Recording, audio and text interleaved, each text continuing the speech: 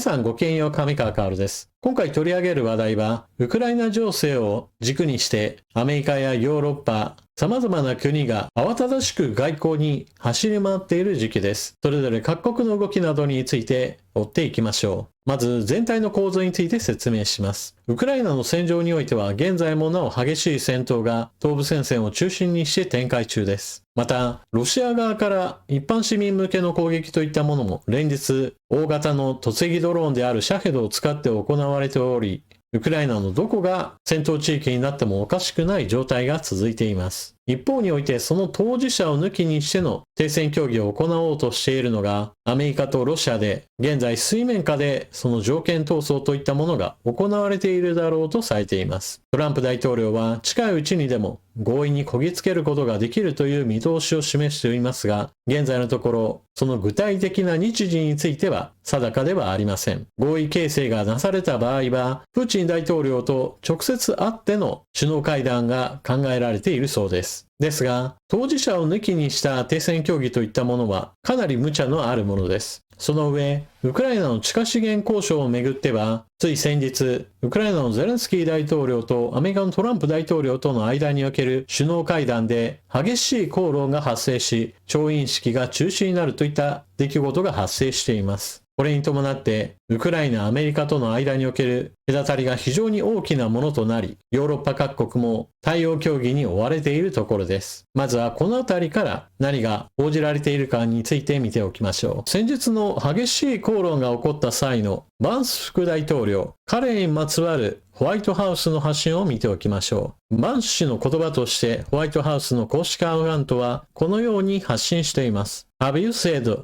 thank you once? 一度でもありがとうと言いましたか？これはバンス副大統領からゼレンスキー大統領に対する非難の言葉でした。ゼレンスキー大統領はアメリカに対して全く感謝の声明を出していないと、そのように批判したのです。ただ、これについてはファクトチェックが行われており、そもそもこの記者会談において、その冒頭でゼレンスキー大統領はトランプ大統領に向けて感謝の念を伝えていました。確かにバンス副大統領に対してあなたに対してありがとうとは言っていないという点についてはそうなのですが、大統領同士の話し合いにおいて私に礼を言わなかったのは非礼だというのは非常におかしな話だろうとツッコミを受けています。ちなみにウクライナからアメリカという国家に向けての感謝についてはファクトチェックによれば33回の感謝の表明がなされているとのことです。もちろんバンス副大統領の言うようにバンス副大統領ありがとうとは確かに言っていません。そして記者会見の後、バン氏は休暇をスキーで過ごそうとしていたのですが、その行く手にはバン氏を非難する声が上がっていました。スキーに行くんだったらロシアに行けばいいじゃないかといったような皮肉が投げかけられたそうです。さて、アメリカを去ったゼレンスキー大統領はイギリスへ向かいました。イギリスではスターマー首相との首脳会談を行い、そしてチャールズ国王との会談も行われるとのことです。なお、アメリカにおいては、なんでスーツを着ていなかったんだというふうな非難も受けたわけですが、今回もまたゼレンスキー大統領はいつもの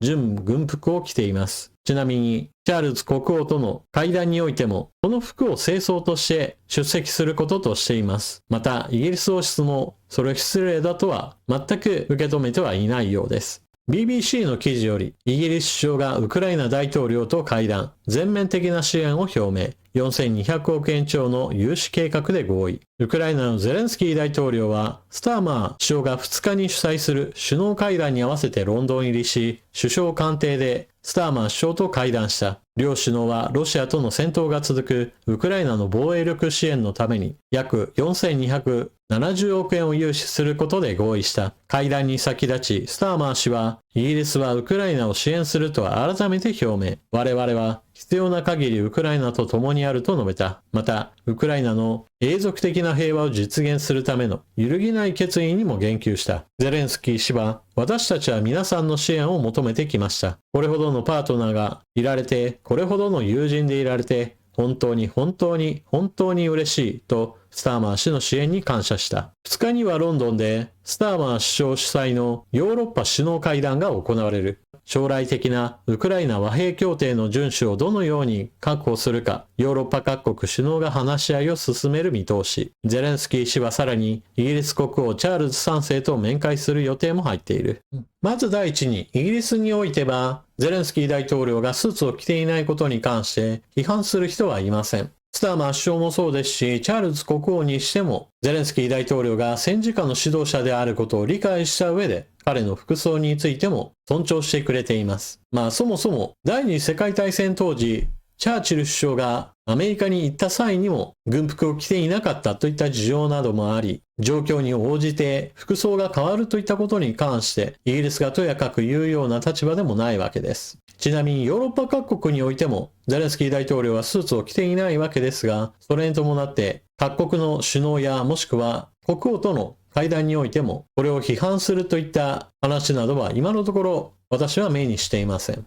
それは一旦横に置いておくにしても、今回イギリスはロンドンにおいてヨーロッパ各国の首脳を集めての会議を行います。ウクライナ支援をどうするかというのは今非常に大きな議題となっています。何しろ、ウクライナとアメリカとの間における溝が深まったことにより、アメリカからウクライナに対する支援は全て止まる危険性が出ているからです。ウクライナに対する支援の種類としては3つあります。まず第一に軍事支援で、これが戦場に対して最も影響を及ぼすものです。そして2つ目が経済支援、そして3つ目が人道支援です。日本の場合だと人道支援と経済支援だけであり、基本的に軍事支援は行っていません。そしてイギリスが行うウクライナに対する今回の支援は融資、つまりお金を貸すというものです。しかし、お金を貸したからといってその返済にウクライナが困ることはありません。返済のお金はロシアの凍結資産から生まれる利子配当収入などを元にして返済されるものであり、最初にお金を出すイギリスとしては、帳簿上どうしてもお金が出るわけですが、基本的には取りっぱぐれのないような形となっていて、かつ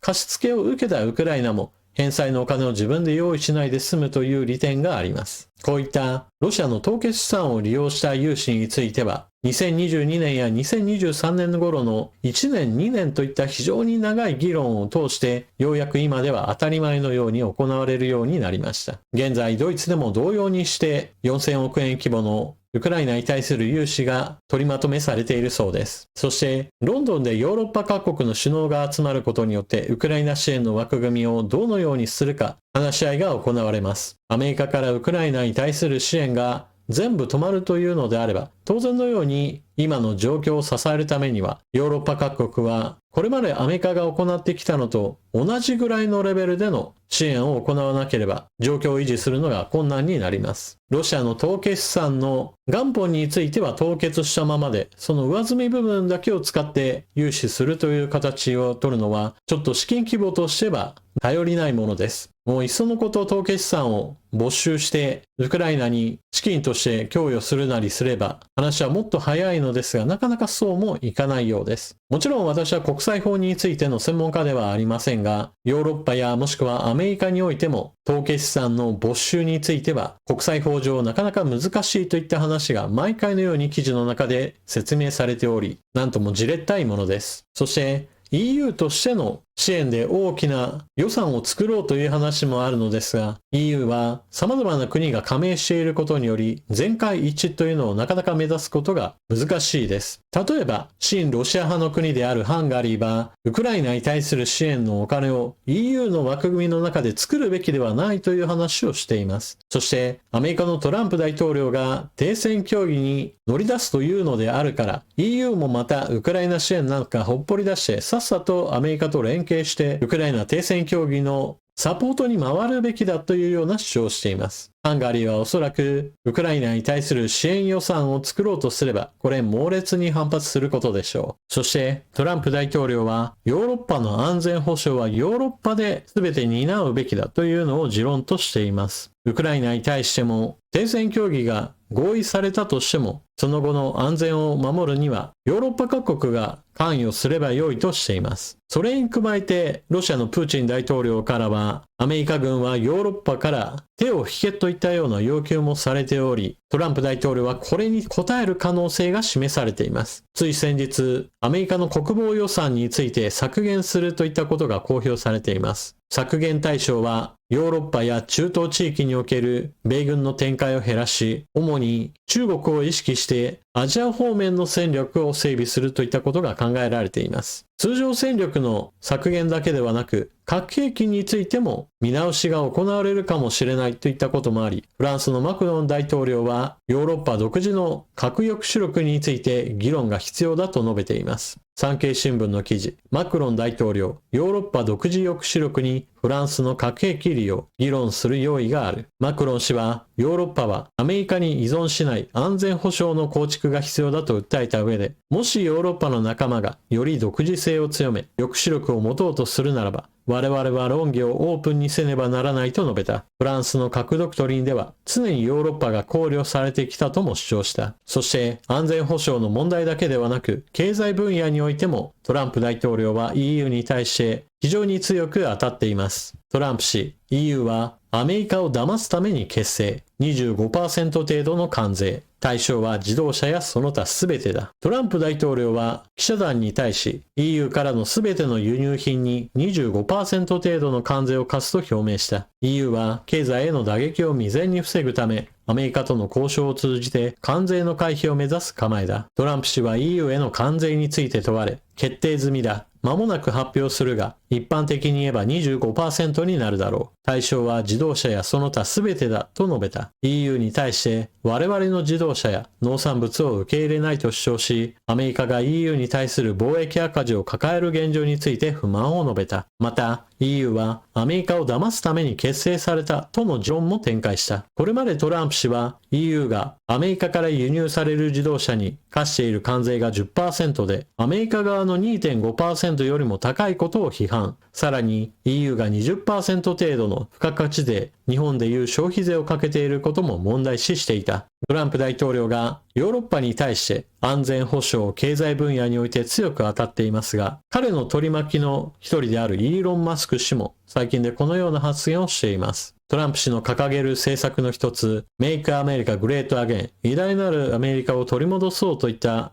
全体構想の支持者、それがこのような発言をまずします。NATO と国連を脱退する時が来た。これに対してイーロン・マスク氏が I agree、同感だと述べています。トランプ氏はヨーロッパのことはヨーロッパでというようなことを発言しているため、そもそも NATO に今入っている理由がないじゃないかというような批判を強めています。そして国連について言っても、国連総会の場ではロシアによる侵略に反対するといった決議がなされましたが、アメリカはロシアの侵略といった言葉にまさに反対するといった表明を行っています。トランプ大統領にしてみると、国連の場においてアメリカの意見が通らないといったことは不満が高まることですし、NATO についても様々な国がアメリカの利益を奪い去るための装置だといったような見方を示しています。トランプ大統領の考え方というものは、まずはアメリカの利益を最大化するといったことは、これは以前からずっと言っていました。そのための手法の一つとして出ていくお金をまずはカットし、一方において収入を上げるというビジネスマンとしての基本行動をとっています。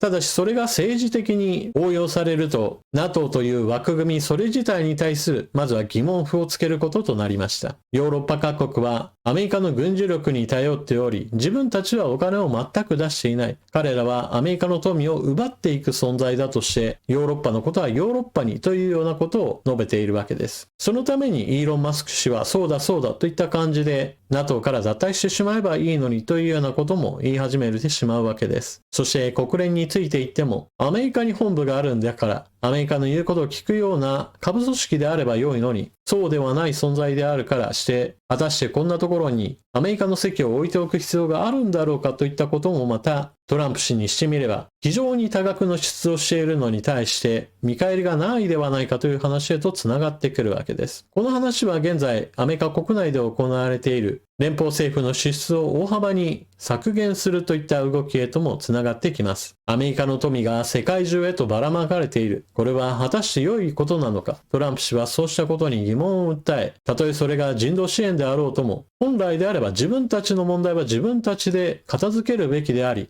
アメリカの富が奪い去られているといったような表現で、この支出を大幅に削減する意向を示しています。そして、世界各国に対する関税をかけていることに関しても、アメリカの富を奪っているという意味として、アメリカが貿易赤字を抱えている国に対して、なぜ友好的な態度を取らなくはならないのか、そこにまず疑問を呈し、高い関税をかけて貿易赤字をそもそも減少させ、アメリカ国内で物を作るようにと誘導しようということを基本政策としています。ただしその理念といったものと現実に動きは時間差があるわけで、アメリカ国内で作れないもの、もしくは作ろうとしても多額のお金や時間、全く投資に見合わないものとなり、結局のところ海外から高い関税の末に値上がりしたものを流通させるしかないといったものも多数あることでしょう。ですから、理念と実際の話としてはちょっと別の問題として、アメリカ国内における物価高、庶民の暮らしを大きく疲弊させる危険性があります。これらの動きに一つ共通しているのは、それによって果たして長期的なアメリカの利益としてうまく機能するかとはまた別の話だというところです。例えばヨーロッパに対してヨーロッパの安全保障はヨーロッパで何とかしてね、アメリカはもう関わりませんよという話をしているのですが、それは短期的には支出を大幅に削減することにはつながるものの、結局のところ国際情勢を非常に危険な状態へと陥らせるような政策でもあります。さらにアメリカに対する国際的な信用を大きく傷つける行為であり、NATO という本来であれば同盟国の集団に対してもう自分たちは守る気がないよといった形で完全に条約破りをトランプ氏自身が行おうとしているわけです。そもそも NATO という枠組みは加盟国のどこかが攻撃されればメンバー国は皆で協力して応戦しようという枠組みです。ですからヨーロッパのことはヨーロッパでって言っている時点でこの NATO の基本原則に反する言動をしているわけです。だからこそ今問題なのが日本に帰ってくるということです。NATO という枠組みはみんなで守ろうねという集団安全保障だという話をしましたが、日米の同盟について言っても本来であれば日本が攻撃された時はアメリカも一緒に手伝って応戦してねというような話になっているわけです。ではトランプ大統領が同様にして日本のことは日本ですればという一言を発した場合において、日米安全保障といったものはただの紙切れとして忘れ去られていくこととなります。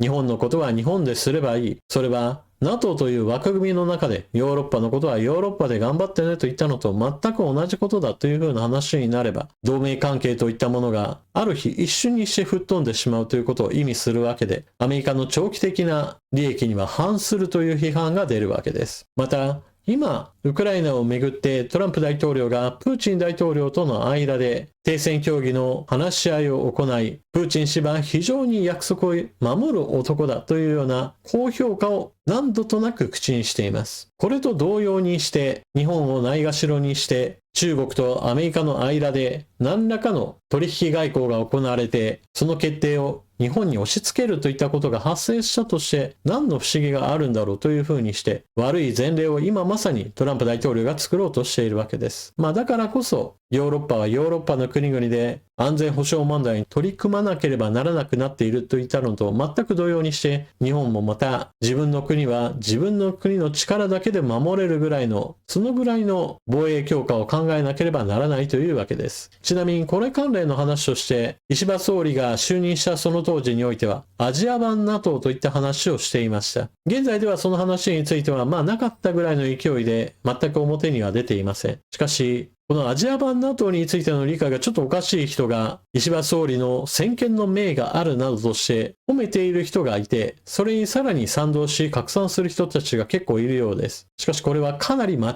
っているといったことを解説しておきます。アジア版 NATO というのはNATO とつくぐらいですから相互の安全保障体制のことです。加盟国が攻撃されたらメンバー全員で応戦して助けるという枠組みです。しかしトランプ大統領が NATO の枠組みの中でヨーロッパのことはヨーロッパで何とかしなければならないし、他の国々がアメリカの軍事力に依存するなというような発言をしていることからもわかるように、アジア版 NATO にアメリカが参加することはありません。先ほども述べたようにアジアのことはアジアの国で自分で何とかしなさいというトランプ大統領の意向が働いている以上、アメリカの加盟しないアジア版 NATO といったものは日本にとっては何ら役に立つものではありません。そして誰も加盟を申請しないでしょう。まず第一に日本は専守防衛の国です。つまり自分の国が攻撃された時は反撃するものの、どこかの国が攻撃されても自分は全く関与しませんよという表明を行っています。ですから